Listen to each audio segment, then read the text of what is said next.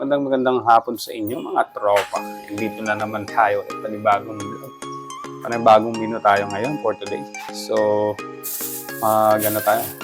Pork ampalaya. Yan. Basic na naman ulit natin to. Ito, bumili tayo ng isang mahal na pala nito. Nasa 50, isang piraso lang. So, luto tayo ng pork ampalaya. So, tara.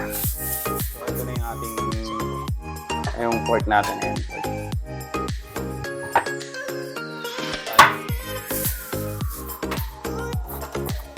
Yan, gamit tayo ng kutsara. Para matanggal natin yung gitna. Matanggal natin yung gitna. Tanggal natin yung gitna. Yan. Technique niya na hindi raw siya mapait. Pag nilagyan ng asin, alam asin. Kayo, ano sa palagay nito? Ba yung ganon? Meron naman nagsasabi na pag nagluto ka doon ng ampalaya, huwag mo daw halu-haluin para hindi pumait. Totoo ko dyan. Totoo ba yun? Na hindi mapait ang ampalaya. Pero hindi ko sasabihin kasi sikreto nga eh. Pero pilitin nyo ako para sabihin ko. Diba? Ugasan lang natin, no?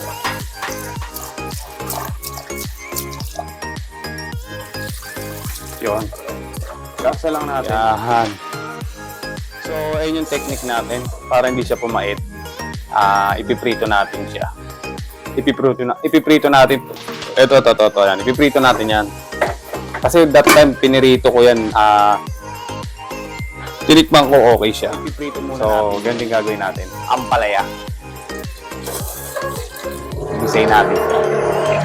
Tapos, hahamuin natin. So, tara. Alright, so lalagay ko na itong baboy. Piprito ko rin. Yan. Natin ng konti para masarap. Dito. Prito ko rin siya mga para masarap yung ating ulam.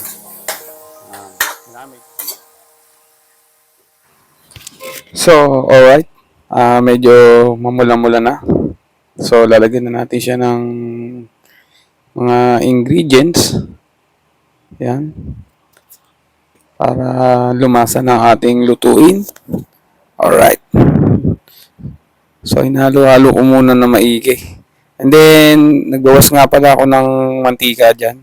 Kasi medyo nagmantika siya ng konti. Kaya maganda yung sakto lang. And then, hinahalo ko na rin yung ampalaya. Yan. Yung pinirito nating ampalaya kanina, hinalo na natin. Ayan. So, nilalagyan ko na siya ng mga pampalasa. Yan. Mga powder na anik-anik. Yan. Mga yan. Then, gumamit na rin tayo ng magic syrup dyan. Tsaka oyster sauce. Para kumulay yung ating lutuin. Yan. So, lagyan ko siya ng konting tubig. Siguro, kalahating baso lang siguro nilagay ko. And then yan. Medyo hinalo-halo ko siya. So, hindi ko na siya nilagyan ng pampalapot, no? Konting tubig lang ang nilagay ko. And then yung mga ibang namuong powder, hinalo-halo ko. So, naglagay din ako nung seasoning na yun. Yan, tinakpan ko. So, alright, napansin ko, wala na pala akong mic. So, nalobat. So, ang ginawa ko lang ay dinab ko lang to. So, hindi ko na rin alam kung ano yung mga sinasabi ko dyan. Kaya, nagpapaliwanag na lang ako. So, ganito na lang ginawa ko, no?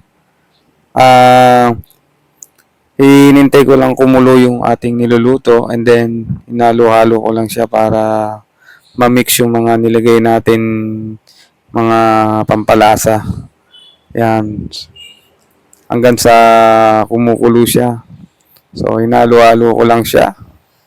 So, after that nyan, kumuha ko na isa, tinikman ko. So, far so good. Okay naman, tingin ko. Napa-approve pa ako dyan, no? O, di ba? Kaya, hindi siya ganun kapait.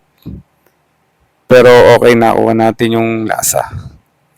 So, plating na tayo for the menu for today. Alright.